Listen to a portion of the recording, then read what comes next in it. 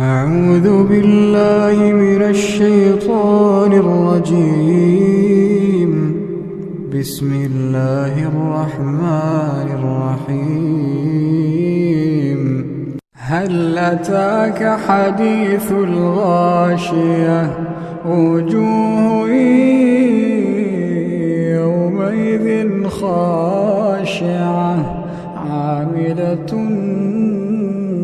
ناصبة تصلى نارا حامية تسقى من عين آنية ليس لهم طعام إلا من ضريع لا يسمن ولا يغني من جوع وجوه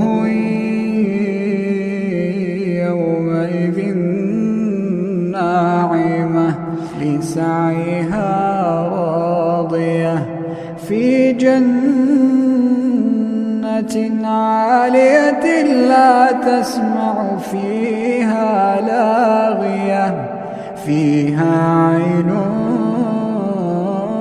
جارية فيها سرر مرفوعة وأكواب موضوعة ونمارق مصفوفة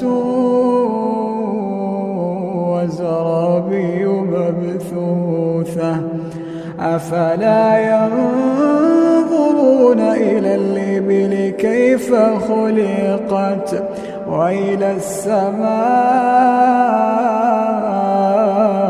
كيف رفعت وإلى الجبال كيف نصبت وإلى الأرض كيف سطحت فذكر إنما أنت مذكر لست عليهم بمسيطر إلا من تولى وكفر فيعذبه الله العذاب الأكبر.